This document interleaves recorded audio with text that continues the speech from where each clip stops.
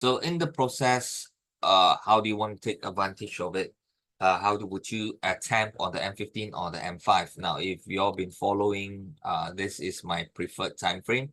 Although there are, how would I put it, more, sometimes you can see more losses, but at least at this time frame over here, your risk is not high. When they start to move, the returns is more than enough to cover whatever losses that you had.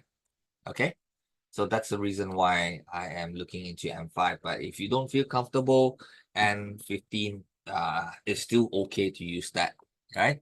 So the first one is the gold trade right over here. Now, gold, this came from I think the Monday's report last week. So I asked you all to check for bearish price section at the 2350, and then you can see. So what we had over here, this was the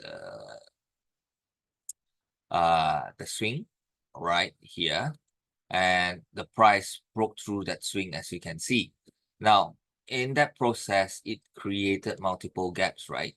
And this was one here, this was the next one here, and then this was 1 2 here. Oh, so now I've also mentioned that, if you are really worried about your trades not filling, then you have to take the lowest one, and this is where you would have taken this trade right over here, and price traded right all the way down here before it moved up. So in terms of return, you would have made 1 to 1 to 1, not totally not an issue, but it didn't go to the 2 to 1, and price just reversed right over there. Okay, so that's one gold trade.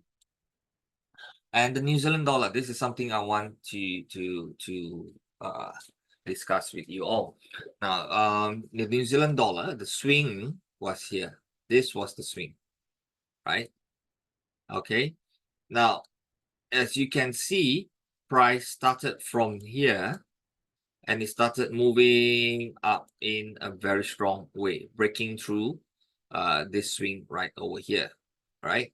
And this would have been your entry if you have taken it. So is this a worthwhile entry?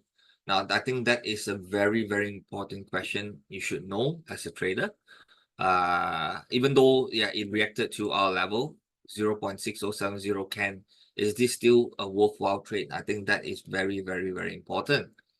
Now, if you remember last week's report on Monday, I told you guys, right, one way to look when we move higher into it is once it surpassed certain important levels. This was one. The next area that had the gap was here, and then here as well. So we need to be really careful when price comes into these levels right over here. So the decision is very, very simple. When you take the trade, and that particular trade here, do you have enough room when it comes to the next gap area, and still at the same time you make your 1 to 1? So this is a decision that you really need to make. But I also would advise you all to actually look into your results, what kind of accuracy you're getting. So that will determine the type of risk you can take. Because if you look at this thing, before it goes 1 to 1, you already hit that resistance level, and you can see it hit here. It was, I don't know, it took some time for it, then only it went to the 1 to 1. But do you know for sure it's going to hit? No way, right?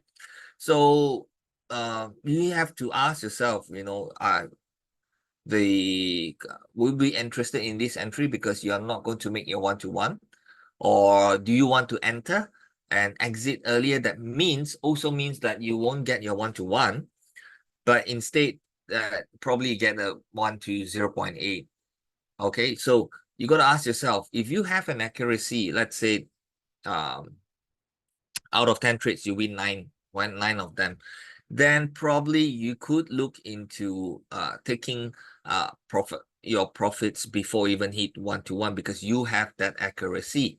So, but then again, you know, if you are a newbie, then I think it's always best to look for room to move. And when you have that room to move, then you can go for it. Okay. The same scenario was also for Aussie. So we had New Zealand dollar reacting to a place, Aussie dollar reacting to a place. But then, you know, I did not enter this trade because I didn't feel that it was good enough for me. And yeah, that's how I felt, you know, I didn't like it. So for me personally, sometimes I like at least a 1-to-1, then yeah, it's a peace of mind actually for trade, knowing very well there is room to move. Okay. So yeah. Let's see. Any questions, anyone? So there's no questions, I even explained. So